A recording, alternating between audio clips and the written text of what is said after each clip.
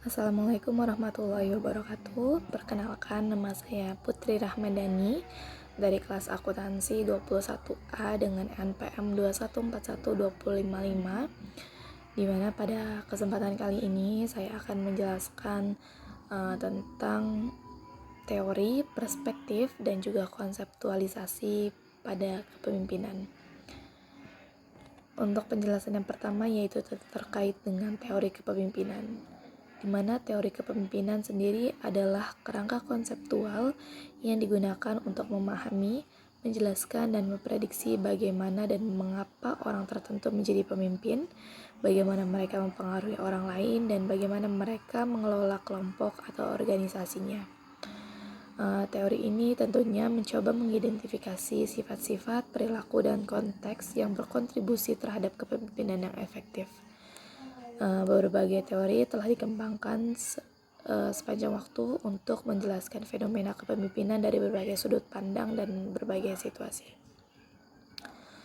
Adapun teori kepemimpinan ini dibagi menjadi beberapa bagian. Yang pertama ada teori sifat atau trait theories, yang mana teori sifat ini mengidentifikasi karakteristik pribadi yang dimiliki oleh pemimpin yang efektif, seperti kecerdasan, kepercayaan diri, dan juga empati. Berikutnya teori perilaku atau behavioral theories, di mana pada teori ini pemimpin menekankan perilaku yang spesifik yang dilakukan oleh pemimpin yang efektif, seperti kemampuan komunikasi, delegasi tugas, dan juga pemberian umpan balik.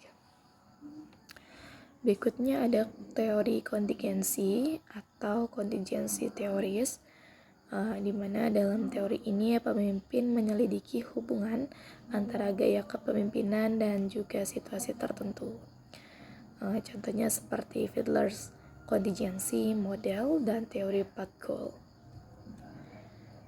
Nah, yang berikutnya ini ada teori kepemimpinan transformasional dan transaksional, di mana teori ini berfokus pada menginspirasi dan memotivasi orang untuk mencapai tujuan yang lebih tinggi.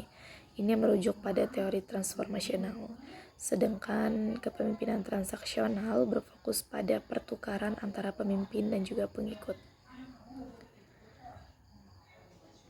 Poin yang berikutnya yaitu mengenai perspektif kepemimpinan.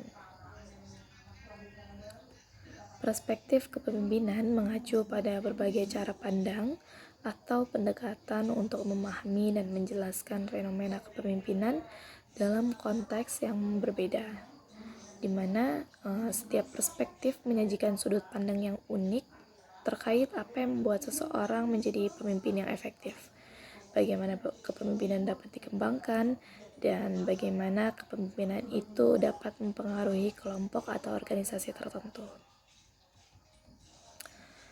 Selain itu, terdapat juga penjelasan terkait dengan perspektif fungsional, di mana kepemimpinan dilihat sebagai fungsi penting dalam mencapai tujuan organisasi dan meningkatkan kinerja sesuai dengan perencanaan yang telah direncanakan sebelumnya. Kedua, ada perspektif relasional, di mana pada perspektif ini memperlihatkan hubungan interpersonal antara pemimpin dan pengikut, serta bagaimana hubungan ini mempengaruhi kinerja dan juga efektivitas organisasi. Yang berikutnya ada perspektif prosesual, di mana pada perspektif ini pemimpin menyoroti proses interaksi antara pemimpin dan juga pengikut, serta bagaimana proses ini mempengaruhi dinamika kelompok dan juga hasil kerja. Dan yang terakhir di sini ada perspektif ekologis, di mana pada perspektif ini pemimpin mengakui pengaruh lingkungan eksternal terhadap kepemimpinan dan bagaimana pemimpin menyesuaikan diri dengan kondisi lingkungan yang berubah. Poin yang selanjutnya yaitu terkait dengan konseptualisasi kepemimpinan, di mana konseptualisasi kepemimpinan adalah sebuah proses mendefinisikan, menyusun, dan juga memahami konsep-konsep yang berhubungan dengan kepemimpinan. Hal ini juga melibatkan penjelasan terkait dengan apa itu kepemimpinan, bagaimana ia bisa diukur, apa faktor-faktor yang mempengaruhi kepemimpinan, dan bagaimana kepemimpinan mempengaruhi individu serta organisasi secara keseluruhan. Konseptualisasi ini mencoba untuk memberi struktur dan juga kerangka pada praktik dan teori kepemimpinan, sehingga memudahkan penelitian, pembelajaran, dan pengaplikasian konsep-konsep kepemimpinan dalam praktik.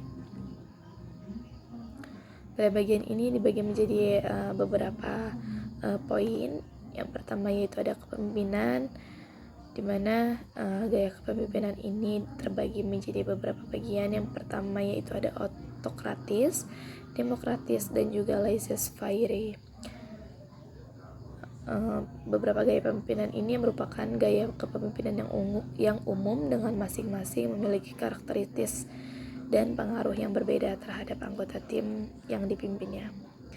Selanjutnya yaitu ada keterampilan kepemimpinan yang terbagi menjadi beberapa bagian seperti komunikasi yang efektif, pengambilan keputusan, manajemen konflik, dan delegasi yang tentunya krusial untuk keberhasilan seorang pemimpin. Berikutnya adalah peran kepemimpinan, misalnya sebagai penggerak visi, pemecah masalah, fasilitator, dan juga motivator. Berikutnya yang terakhir yaitu ada ekspektasi terhadap kepemimpinan. Anggota tim dan organisasi memiliki ekspektasi yang lebih terhadap kepemimpinan, seperti memberikan arahan yang jelas, memberikan dukungan, dan menunjukkan integritas. Baik teman-teman, ketika kita mengerti teori perspektif dan konseptualisasi kepemimpinan, maka itu akan membantu pemimpin dalam memahami dinamika yang terlibat dalam memimpin orang atau organisasi. Ini juga tentunya akan membantu mereka mengembangkan keterampilan yang diperlukan untuk menjadi pemimpin yang efektif dan mempengaruhi perubahan positif dalam konteks organisasi yang mereka pimpin. Baik, itu saja yang dapat saya sampaikan pada kesempatan kali ini. Terima kasih. Wassalamualaikum warahmatullahi wabarakatuh.